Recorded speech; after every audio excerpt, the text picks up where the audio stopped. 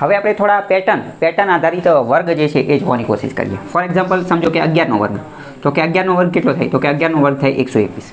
આવી રીતે માની લો કે 111નો વર્ગ કરવો હોય તો શું કરવાનું? તો 111નો વર્ગ થશે 1 2 3 2 1. આ જે છે એનો વર્ગ થશે. તો આ 11 વાળી ટેકનિક પેટર્નના આધારે જે છે તમે સમજી લો. માની લો કે અહીંયા 1 2 3 4 1111નો વર્ગ છે. એક વારંવાર રિપીટ થતો હોય, એક જે છે એનું વારંવાર પુનરાવર્તન થતું હોય અને એનો આપણે વર્ગ કરવો હોય તો શું કરવાનું? અહીંયા કેટલી વાર એક છે? તો કે 1 2 3 અને 4. તો અહીંયા 4 લખ નાખવાના. 1 2 3 અને 4. 4 લખ નાખ્યા. હવે અહીંયા 4થી ઊંધું જવાનું. તો કે 3 2 અને 1. આ જે છે આનો વર્ગ થઈ જશે. એક રિપીટ થતા હોય, એકનું વારંવાર પુનરાવર્તન થતું હોય અને એનો વર્ગ કરવો હોય તો શું કરવાનું? જેટલા એકડા આપેલા હોય એટલા અહીંયા લખ નાખવાના. 1 2 3 4 અને પાછળ એને પછી બેક કરી દેવાનું. એનું પાછું જતું રહેવાનું 3 2. ફોર એક્ઝામ્પલ માની લો કે અહીંયા 5 એકડા છે. 1 2 3 4 અને 5 આનો વર્ગ છે, બરાબર. તો શું કરવાનું? અહીંયા 1 થી 5 લખ નાખવાના. 1 2 3 4 અને 5. હવે 5 થી પાછું બેક જવાનું, પાછું જવાનું. 4 3 2 અને 1. આ જે છે એનો વર્ગ થઈ ગયો. આ શું થઈ ગયું? પેટર્ન બેઝડ થઈ ગયું. આ બધી વસ્તુ ક્યાં કામ આવશે? ડાયરેક્ટ આનો વર્ગ પૂછી લીધો હશે, અથવા તો અમુક વાર ટફ કરવું હોય તો શું કરે? આને વર્ગમૂળમાં નાખી દેતી હોય. આ બધી વસ્તુ જે છે આ વસ્તુને વર્ગમૂળમાં નાખી દેતી હોય. અમુક વાર શું થાય કે કન્ફ્યુઝ થઈ જાય કે ભાઈ એલા આટલો મોટો આનું વર્ગમૂળ ક્યાં કાઢવું? આનું વર્ગમૂળ તો યાદ ન હોય. પરંતુ આવું યાદ ન રાખવાનું. આ અમુક પેટર્ન બેઝડ જે છે એ થોડી ઘણું આપણે શીખેલા હોય તો આઈડિયા. ફોર એક્ઝામ્પલ સમજો કે 6 એકડા હોય. 1 2 3 4 5 અને 6. આનો વર્ગ કરવો હોય તો વર્ગ કરવા માટે શું કરવાનું? અહીંયા 6 સુધી જતું રહેવાનું. 1 2 3 4 5 અને 6.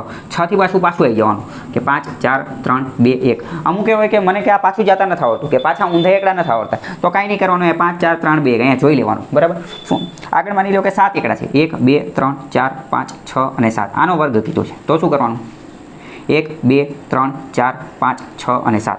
7થી ઊંધું આવવાનું. 6 5 4 3 2 અને 1, બરાબર. તો એક રિપીટ થતા હોય, એકનું વારંવાર પુનરાવર્તન થતું હોય તો આવી રીતે જે છે એ વર્ગ જે છે એ કરી શકાય છે. આવા દાખલા પૂછાતા હોય છે. ફરીથી પેટર્ન બેઝડ ટેકનિકની અંદર આગળ આપણે જોઈશું. માની લો કે 3નો વર્ગ છે. આની પહેલાં આપણે 11 વાળું જોયું હતું કે એક વારંવાર રિપીટ થતા હોય તો શું કરવાનું? હવે વારંવાર 3 રિપીટ થતા હોય તો શું કરવાનું? તો 3નો વર્ગ કેટલો થાય? તો કે 9 થાય. પરંતુ આપણે 9 નહીં લખીએ, આપણે 0 9 લખીશું. હવે માની લો કે 3 રિપીટ થાય છે તો કે 33. 33નો વર્ગ કેટલો થાય? 33નો વર્ગ. તો એની માટે આપણે શું કરવાનું? તો કે 9 જે છે આપણે 0 આ 3 છે, બરાબર. આ એકમનો અંક 3 એનો વર્ગ લખ નાખવાનો. એકમનો અંક કેટલો છે? 3. એનો વર્ગ કેટલો થાય? 0 9. તો 0 અને 9 લખ નાખવાનો.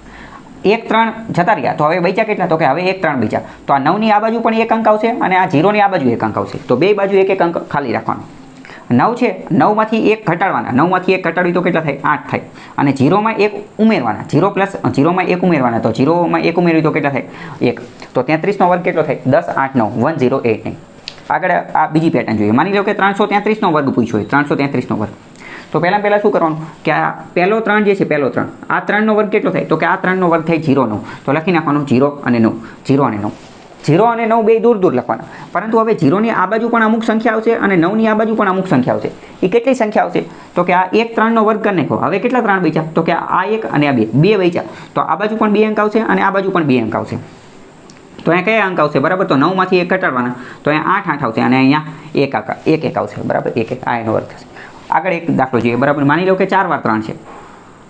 4 વાર 3નો વર્ગ આપ્યો છે. તો પહેલાં શું કરવાનું? આ 3નો વર્ગ કરી નાખવાનો. આ 3નો વર્ગ કેટલો થાય? તો કે 0 અને 9. હવે કેટલા 3 બચ્યા? તો કે 1 2 અને 3. 3 બચ્યા. 3 અંક બચ્યા. 1 2 અને 3. તો અહીંયા પણ આ 1 2 અને 3 આંકડા આવશે અને અહીંયા પણ 1 2 અને 3 આવશે. અહીંયા 3 આંકડા કયા આવશે? તો કે 9માંથી 1 ઘટાડવાનો. તો કે 8 8 અને 8. અને અહીંયા કયા આવશે? તો કે 0માં 1 ઉમેરવાનો. તો કે 1 1 અને 1.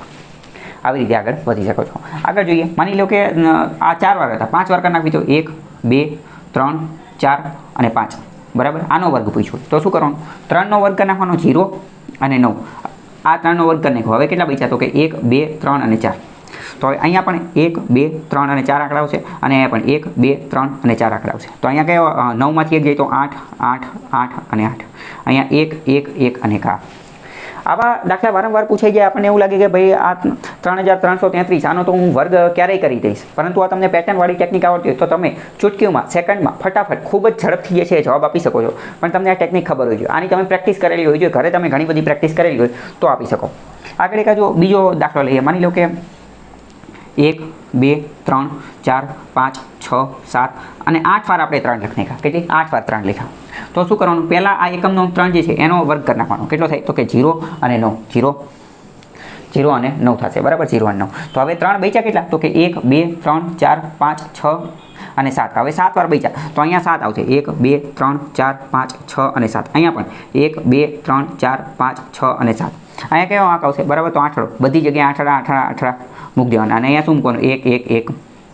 બરાબર, આ એનો જવાબ થઈ ગયો. તો આ જે છે એ 3ની પેટર્નના આધારે વર્ગની ટેકનિક જોઈએ. એવી સંખ્યા કે જેમાં 3 વારંવાર રિપીટ થતો હોય, 3નું વારંવાર પુનરાવર્તન થતું હોય અને એનો સ્ક્વેર કરવો હોય, એનો વર્ગ કરવો હોય, તો આપણે આ ટેકનિકનો ઉપયોગ કરી શકીએ. હવે આપણે આગળ પણ આવી જ પેટર્ન બેઝડ ટેકનિક જોઈએ. આની પહેલાં આપણે જે 3ની ટેકનિક જોઈ હતી, 1ની ટેકનિક જોઈ હતી, હવે એવી રીતે 6ની ટેકનિક જોઈએ કે 6નો વારંવાર પુનરાવર્તન થતું હોય અને એનો વર્ગ કરવો હોય, તો 6નો વર્ગ કેટલો થાય? તો કે 36. બરાબર, હવે માની લો કે 6નું પુનરાવર્તન થાય છે, તો કે 66નો વર્ગ કરવો હોય તો શું કરવાનું? તો કે 66નો વર્ગ કઈ રીતે કરવાનો? તો પહેલાં આ 1 6 છે, આ 1 6 એનો વર્ગ કરી નાખવાનો, 36. બરાબર, અને હવે કેટલા અંક બાકી રહ્યા? 1. તો આ 3ની આ બાજુ પણ 1 અંક આવશે અને આ બાજુ પણ 1 અંક આવશે. અહીંયા જે છે 6, તો 6માંથી 1 ઘટાડી દેવાનો, 6માંથી 1 ઘટાડી તો કેટલા થાય? 5 થાય. અને 3 જે છે 3માં 1 ઉમેરી દેવાનો, 3માં 1 ઉમેરવી તો કેટલા થાય? 4. 4 3 5 6 આ એનો જવાબ આવશે. માની લો કે 3 વાર 6 આપેલા છે, 666, આનો વર્ગ કરો છે. તો પહેલાં એકમનો અંક લઈ લેવાનો, એકમનો અંક 6, એકમનો અંક 6, એનો વર્ગ કેટલો થાય? તો કે 36. આવી રીતે 36 દૂર લખી નાખવાના. હવે કેટલા? આ 6નો વર્ગ તો આપણે કરી નાખ્યો. હવે કેટલા 6 બાકી રહ્યા? તો કે 2 6 બાકી રહ્યા. તો 3ની આ બાજુ પણ 2 અંક આવશે અને આ બાજુ પણ 2 અંક આવશે. અહીંયા 6ની આ બાજુમાં કયા આવશે? તો 6માંથી ઘટાડવાના, તો અહીંયા આવશે 5 5. અને આ બાજુ શું કરવાનું? વધારવાના, તો શું આવશે? 4 4.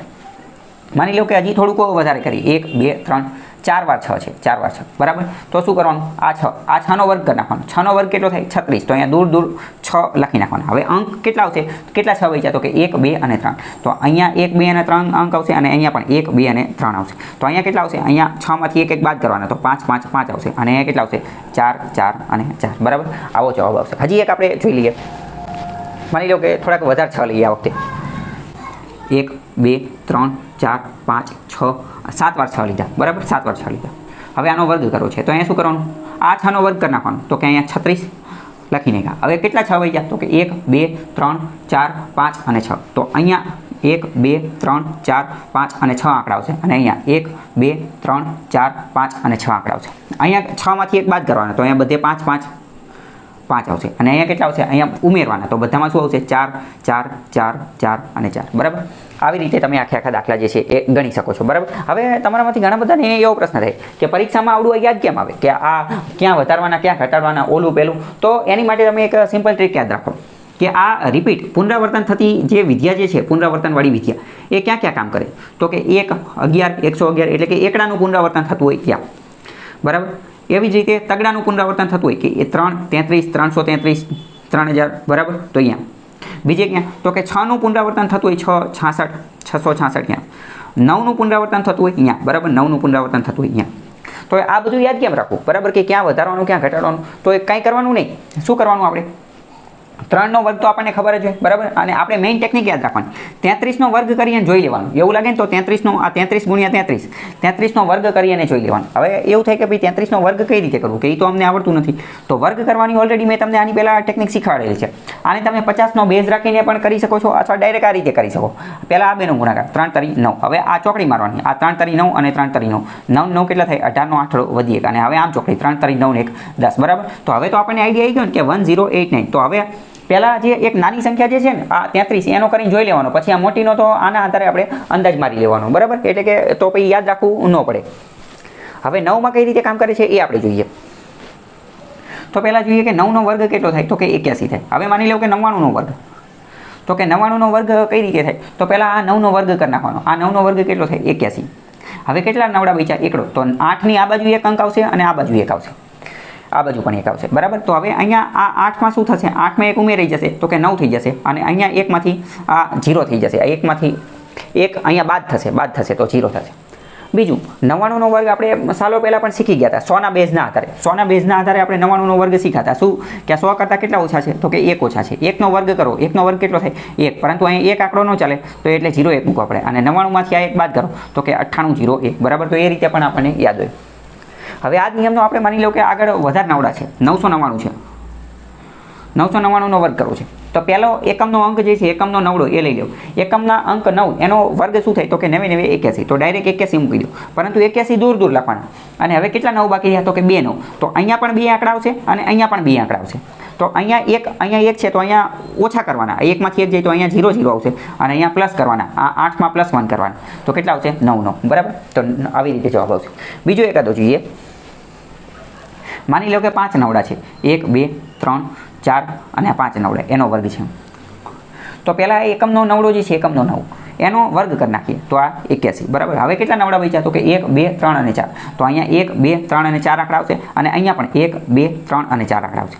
એક છે આમાંથી -1 કરવાનું, તો એકમાંથી એક જાય તો 0, તો અહીંયા બધે 0 0 0 અને 8માં +1 કરવાના તો 9 આવશે, અહીંયા 9 9 9 અને 9, બરાબર. આવી રીતે આ ટેકનિક જે છે એ તમે વાપરી શકો છો.